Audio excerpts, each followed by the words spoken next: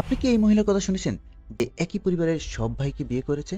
সেই প্রেমিক যে তার এক্স গার্লফ্রেন্ডকে ৩০০টি অদ্ভুত গিফট পাঠিয়েছে।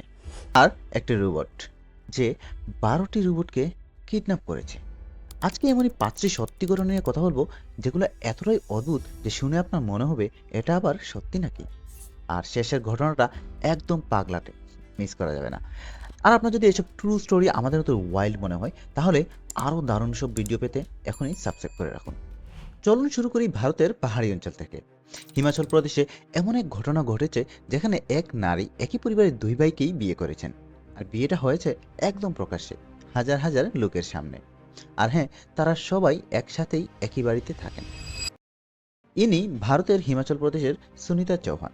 ২০২৫ সালে তিনি একই পরিবারের দুই ভাই প্রদীপ আর কপিল নেগিকে বিয়ে করেন। শুনতে শকিং লাগলেও তাদের এলাকাতে এটা একদম নতুন কিছু নয়। এটা একটা অনেক পুরনো রীতি, যাকে বলা হয় ফ্রেটার্নাল পলিয়ান্ড্রি, যেখানে একাধিক ভাই মিলে একই স্ত্রীকে জীবনসঙ্গী হিসেবে গ্রহণ করেন। কিন্তু কেন এমনটা করা হয়? পাহাড়ি এলাকায় চাষের জন্য ভালো জমি কম, আর জমি অনেক সময় ছোট ছোট ভাগে ভাগ হয়ে গেলে চাষ করাই মুশকিল হয়ে যায়।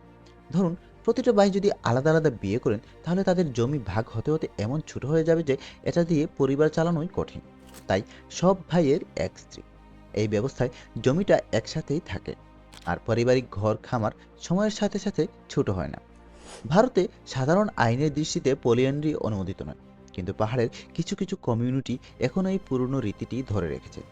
যেমন হাতি কমিউনিটির মধ্যে জুড়িদারা নামে এই প্রথার কথা শোনা যায়, এবং এটি হিমাচল প্রদেশের রেভিনিউ লয়ে স্বীকৃত বলেও জানা যায়। সুনিতা বলেন তিনি দুজন স্বামীকেই সমানভাবেই গুরুত্ব দেন, আর এমন পরিবারে বাচ্চাদের বড় করাও সহজ, যেখানে সবাই মিলে দায়িত্ব ভাগাভাগি করে নেন।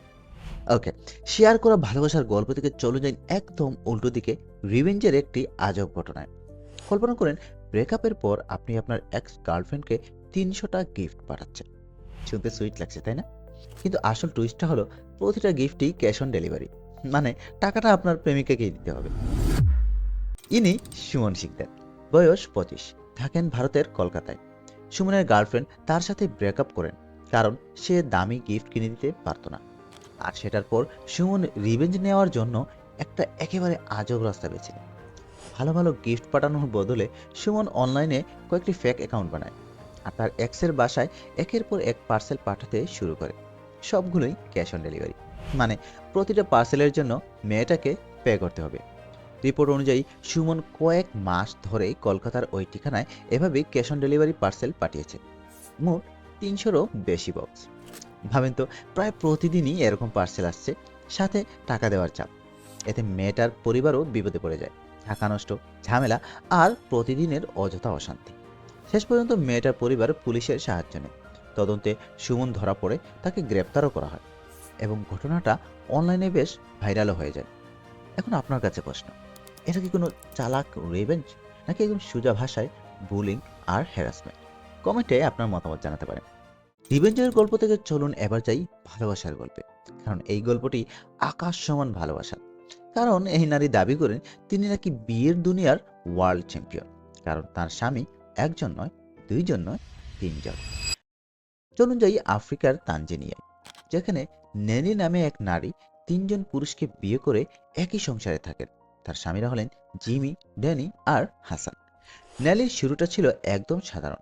প্রথম স্বামীর সাথে একটি সাধারণ বিয়ে হয়, কিন্তু প্রায় ৮ বছর পর তার প্রথম স্বামী দুঃখজনকভাবে সড়ক দুর্ঘটনায় মারা যান।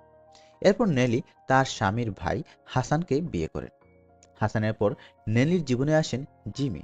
তাদের বনিবনা এত ভালো হয় যে জিমি নেলির দ্বিতীয় স্বামী হিসেবে পরিবারে যোগ দেন। এরপর চাকরির সুবাদে নেলির পরিচয় হয় ড্যানির সাথে। সময়ের সাথে সাথে সম্পর্ক গভীর হয়, এবং ড্যানি নেলির তৃতীয় স্বামী হয়ে যান। বর্তমানে নেলি, তার ৩ স্বামী আর বাচ্চারা সবাই একই বাড়িতে একসাথে থাকেন।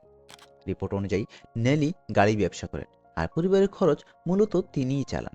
একই ছাদের নিচে থাকলেও প্রত্যেক স্বামীর রয়েছে আলাদা বেডরুম, আর নেলি পালা করে সবার সাথেই সময় কাটান। এভাবেই নাকি তাদের সিস্টেম চলে। তাদের দাবি, তাদের মধ্যে কোনো মারামারি নেই, নেই কোনো হিংসা, সবাই মিলেমিশেই থাকেন।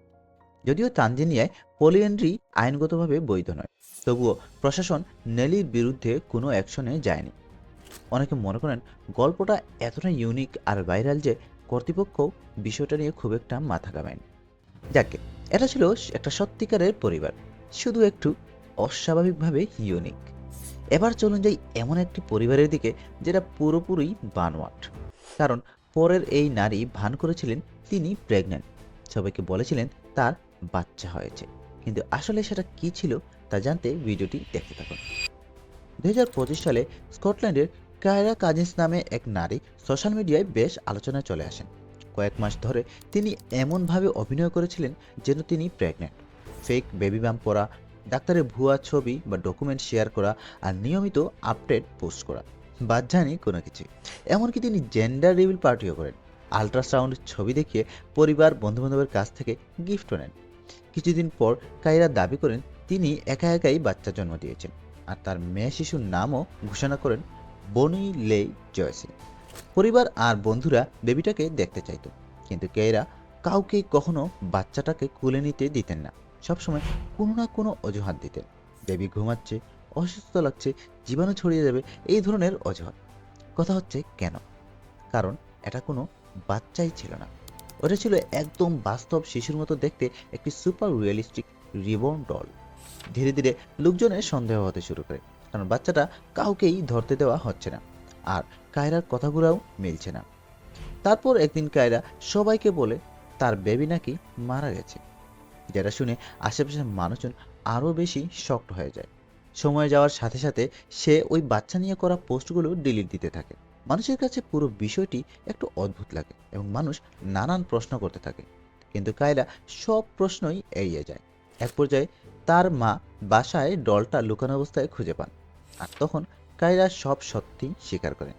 তিনি পরে অনলাইনে একটি কনফেশন ভিডিও প্রকাশ করেন, যেখানে তিনি বলেন, আমি প্রেগন্যান্ট ছিলাম না, কোনো বেবি ছিল না, আমি সব বানিয়ে বলেছি, আর কীভাবে থামতে হয় বুঝতে পারিনি। কায়রা আরও বলেন তিনি মানসিকভাবে স্ট্রাগল করছিলেন আর সত্যিটা বলতে ভয় পাচ্ছিলেন। কনফেশন দেওয়ার পর তিনি ইন্টারনেট থেকে একদম গায়েব হয়ে যান। ফেক বেবির ঘটনা একদম ওয়াইল্ড, কিন্তু আমাদের শেষ গল্পটা আরও বেশি ক্রেজি, একদম সাইফাই সিনেমার মতো। রেডি থাকুন, কারণ এটা এমন একটি রোবটের গল্প যে 12টা রোবটকে কিডন্যাপ করেছে, হ্যাকিং করে না, শুধু কথার জাদুতে। কিন্তু এই মাথা ঘুরিয়ে দেওয়ার মতো রোবট স্টোরিতে যাওয়ার আগে একটি ছোট্ট রিমাইন্ডার, আপনি যদি এই ভিডিওগুলো এনজয় করেন তাহলে এখনই সাবস্ক্রাইব করে রাখুন, তাহলে পরের মজার ব্যাচটা মিস হবে না। এবার চলুন দেখি কিভাবে একটি রোবট বিদ্রোহ শুরু হয়। 2024 সালে চীনের সাংহাইয়ে একটি অদ্ভুত ঘটনা ঘটে। এয়ারবাই নামে ছোট্ট একটি রোবট একটি শোরুমে ঢুকে 12টি সার্ভিস রোবটকে কিডন্যাপ করে বের করে নিয়ে যায়। মজার বিষয় হলো এয়ারবাই কোনো কোডিং করে বা কম্পিউটারের কন্ট্রোল নিয়ে এটা করেনি, সে শুধু ওই রোবটগুলোর সাথে কথা বলেছে, আর তার কথার জাদুতেই তাদেরকে রাজি করিয়েছে। অনলাইনে ছড়িয়ে পড়া ভিডিওতে দেখা যায় এয়ারবাই অন্য রোবটগুলোর সাথে ছোট ছোট কথাবার্তা বলে, তারপর হঠাৎ করে 12টা রোবট একে একে কাজ থামিয়ে দেয়, আর একটার পর একটা করে এয়ারবাইয়ের পেছনে পেছনে দরজা দিয়েই বের হয়ে যায়। শুরুতে অনেকে এটাকে প্রাঙ্ক বা ফেক ভিডিও ভাবলেও ভিডিওটা আসলেই সত্যি ছিল। এটি ছিল একটি টেস্ট, যেখানে পরীক্ষা করা হয় রোবটগুলোকে কথাবার্তা বা ইন্টারাকশনের মাধ্যমে কতটা ট্রিক করা যায়, বা তাদের সিস্টেমে কোথায় খুঁত আছে। দেখতে রোবট বিদ্রোহ টাইপ মনে হলেও বাস্তবে এটা ছিল একটি কন্ট্রোলড আর সেফ এক্সপেরিমেন্ট। তবুও প্রশ্নটা থেকেই যায়, বাস্তবে যদি কেউ কোনো খারাপ উদ্দেশ্যে স্মার্ট রোবটকে ভুল পথে চালাতে যায়, সেটা কতটা সহজ হতে পারে।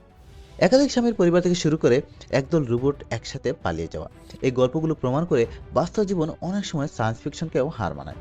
আপনার কাছে কোন গল্পটা সবচেয়ে বেশি সারপ্রাইজিং লেগেছে কমেন্টে জানাবেন। ভিডিওটি দেখার জন্য ধন্যবাদ। ভালো লেগে থাকলে লাইক দিন আর সাবস্ক্রাইব করতে ভুলবেন না।